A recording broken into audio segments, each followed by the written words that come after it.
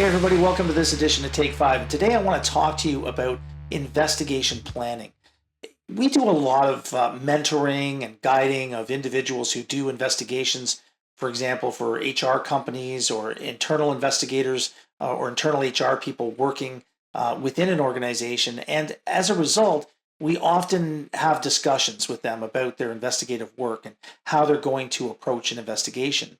Oftentimes they'll call us as they're about to start an investigation and run the scenario past us so we can talk to them about some of the things they might need to consider as part of their investigation plan.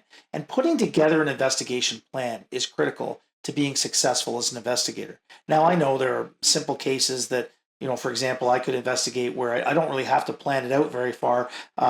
It's pretty obvious what I need to do. But in many cases, the investigations can become complicated. You have to consider, what are the allegations you're looking into? What information is going to help inform the investigative course of action? So, for example, do I need to obtain documentation? If so, what documentation do I need to get? Where am I going to get it from? What if I need text messages, emails, information that's been communicated on an internal system within the organization? Who within the organization is going to assist me in getting my hands on that information? Do I have a right to that information? There are so many questions that need to be answered and understood as the investigation unfolds. And the nice thing about an investigation plan is if you put it on paper and you lay out what you're going to do as the investigation unfolds, it becomes not only a tool for you to make sure you're on track with your investigation, but it's a living document that you can make notations in so that when your investigation is completed, you'll be able to reflect back on that investigation months later, if necessary, perhaps in an arbitration hearing or in court.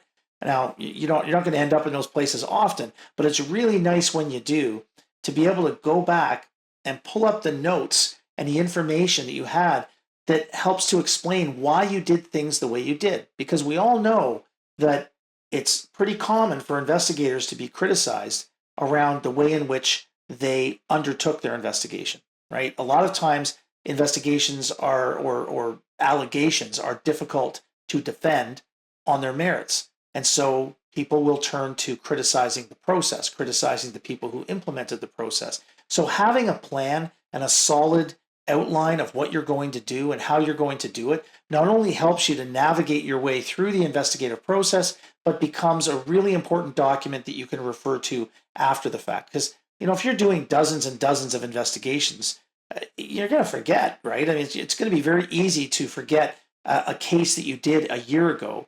and having to go back and say, well, why did I make that decision? Or why did I not get that document? Or why could I not speak to that person? This all needs to be documented as part of your plan. So you create your plan and then you make your notations within your plan. And we actually have an investigative plan template that we use that is there for our investigators to fill out and complete. So it's going to have certain key components to it, right? Who are the key players? Who are the people I need to talk to? Complainant, respondent. Maybe there's more than one complainant or more than one respondent. Witnesses. Which witnesses will I need to talk to? Is there a particular order in which I'm going to want to speak to those witnesses? Are there documents I'm going to need? Where am I going to access those documents? All of these are decisions that you're going to make that will change as the investigation unfolds. You may find yourself initially thinking you need X, Y, and Z, and then finding out, I also need D, E, and F. So the investigation plan is a critical part of being a successful investigator, and I would argue a very important tool to utilize both as a guidepost for your investigation and as a reference after the fact when you need to reflect on that investigation.